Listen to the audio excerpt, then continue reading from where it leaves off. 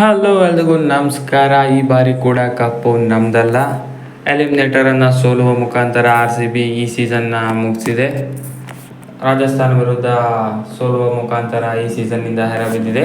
RCB ತಂಡ ಎಲಿಮಿನೇಟರ್ನಲ್ಲಿ eliminate ಆಗಿದೆ. ಹಾಗಾಗಿ ಮುಂದಿನ ಸಲ ಮತ್ತೆ ಸಿಗಬೇಕು ಅಷ್ಟೇ. ಈ ಮ್ಯಾಚ್ನಲ್ಲಿ ಏನೇನಾಯಿತು ಅಂತ ಸಣ್ಣದಾಗಿ ನೋಡ್ಕೊಂಡು ಬರೋಣ. ಅದಕ್ಕೂ ಮೊದಲು ಚಾನಲ್ಗೆ ಸಬ್ಸ್ಕ್ರೈಬ್ ದಯವಿಟ್ಟು ಸಬ್ಸ್ಕ್ರೈಬ್ ಮಾಡಿ ಪೋಸ್ಟ್ ಅಪ್ಡೇಟನ್ನು ಪಡೆಯಿರಿ. ಬನ್ನಿ ಈ ವಿಡಿಯೋನ ಶುರು ಮಾಡೋಣ. ಟಾಸ್ ಗೆದ್ದ ರಾಜಸ್ಥಾನ್ ರಾಯಲ್ಸ್ ತಂಡವು ಬೌಲಿಂಗ್ ಆಯ್ಕೆ ಮಾಡಿಕೊಳ್ತು.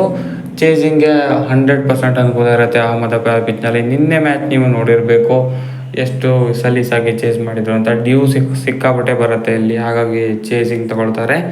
ಅದು ಸಖತ್ತಾಗಿನೇ ವರ್ಕ್ ಆಗುತ್ತೆ. ಟ್ರೆಂಟ್ ಬೋಲ್ಟ್ ಚಿಂದಿ ಓವರ್ಸ್ಗಳನ್ನು ಹಾಕ್ತಾರೆ ಪವರ್ ಪ್ಲೇನಲ್ಲಿ. ಒಂದು ಸ್ಟಡಿ ಸ್ಟಾರ್ಟ್ ಸಿಗುತ್ತೆ RCBಗೆ. ಒಳ್ಳೆ ಪಾರ್ಟ್ನರ್ಶಿಪ್ ಬರ್ತಾಯಿತ್ತು ಕೊಹ್ಲಿ ಮತ್ತು ವಿರಾಟ್ ಕೊಹ್ಲಿ. ಮೊದಲು ನೋಡ್ಕೊಂಡು ಆಡಿ ಆಮೇಲೆ ಅಗ್ರೆಸಿವ್ ಆಗಿ ರೋಲನ್ನು ಪ್ಲೇ ಮಾಡೋಕ್ಕೆ ಹೊರಟಿದ್ರು.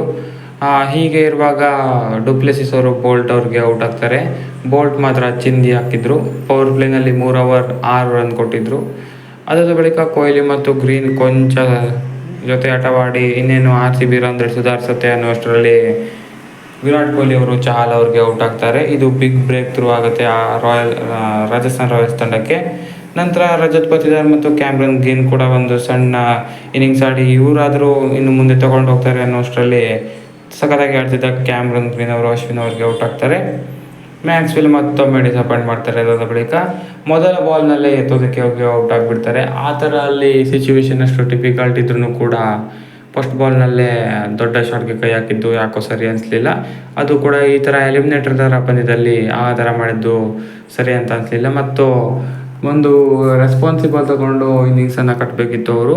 ಮೊದಲ ಬಾಲ್ನಲ್ಲೇ ಔಟ್ ಆಗ್ತಾರೆ ಮ್ಯಾಕ್ಸ್ವೆಲ್. ಇದರೊಂದಿಗೆ ದೊಡ್ಡ ಆಘಾತಕ್ಕೆ ಸಿಲುಕುತ್ತೆ RCB ತಂಡ. 97ಕ್ಕೆ 4 ರನ್. ಹೀಗೆ ಸಂಕಷ್ಟದಲ್ಲಿದ್ದ ತಂಡಕ್ಕೆ ರಜತ್ ಪತಿದಾರ್ ಕೊಂಚ ಆಸರೆ ಆಗ್ತಾರೆ.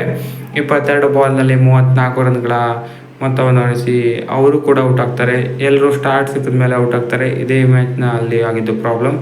ನಂತರ ಮಹಿಪಾಲ್ ಲೋಮ್ರೋರ್ ದಿನೇಶ್ ಕಾರ್ತಿಕ್ ಅವರ ಜೊತೆ ಕೊಡ್ತಾರೆ. ಮಹಿಪಾಲ್ ಲೋಮ್ರೋರ್ ಇರಲಿಲ್ಲ ಅಂದರೆ ಬಹುಶಃ ಇಷ್ಟು ಮೊತ್ತ ಕೂಡ ಆಗ್ತಿರ್ಲಿಲ್ಲ. ಕೊನೆಯಾಗಿದ್ದಾಗಿ ಸಖತ್ತಾಗಿ ಆಡಿದರು. ದಿನೇಶ್ ಕಾರ್ತಿಕ್ ಇವತ್ತು ಸಖತ್ತಾಗಿ ಫಿನಿಶ್ ಮಾಡಿಲ್ಲ. ಅದು ಕೂಡ ಒಂದು ಮೈನಸ್ ಆಯಿತು. ಕೊನೆಯಲ್ಲಿ ಲೋಮ್ರೋರ್ ಅವರ ನೆರವಿನಿಂದ RCB 172 ರನ್ಗಳ ಸಾಧಾರಣ ಮೊತ್ತಕ್ಕೆ ಕಟ್ಟಾಗಬೇಕಾಯಿತು. 173 ರನ್ಗಳ ಮೊತ್ತವನ್ನು ಬೆನ್ನತ್ತಿದ ರಾಜಸ್ಥಾನ್ ರಾಯಲ್ಸ್ ತಂಡಕ್ಕೆ ಅತ್ಯುತ್ತಮ ಆರಂಭ ದೊರೆಯಿತು. ಯಶಸ್ವಿ ಜೈಸ್ವಾಲ್ ಮತ್ತು ಕ್ಯಾಟ್ಮೋರ್ ಅತ್ಯುತ್ತಮ ಪಾರ್ಟ್ನರ್ಶಿಪ್ ನೀಡಿದರು. 46 ರನ್ಗಳ ಅತ್ಯುತ್ತಮ ಪಾರ್ಟ್ನರ್ಶಿಪ್ ನೀಡಿದರು. ನಂತರ ಕ್ಯಾಟ್ಮೋರ್ ಅವರು ಲೋಕಿ ಫರ್ಗ್ಯೂಸನ್ ಅವರು ಚಿಂದಿ ಯಾರ್ಕರ್ ಹಾಕಿ ಔಟ್ ಮಾಡ್ತಾರೆ. ಇದರೊಂದಿಗೆ ಮ್ಯಾಚ್ ಸ್ವಲ್ಪ ಬರ್ತಾಯಿದೆ ಅನ್ನೋಷ್ಟರಲ್ಲಿ ಯಶಸ್ವಿ ಜೈಸ್ವಾಲ್ ಕೌಂಟರ್ ಅಟ್ಯಾಕ್ ಸ್ಟಾರ್ಟ್ ಮಾಡ್ತಾರೆ. ಯಶಸ್ವಿ ಜೈಸ್ವಾಲ್ ಮತ್ತು ಸಂಜು ಸ್ಯಾಮ್ಸನ್ ಅತ್ಯುತ್ತಮ ಪಾರ್ಟ್ನರ್ಶಿಪ್ ಮಾಡ್ತಾರೆ.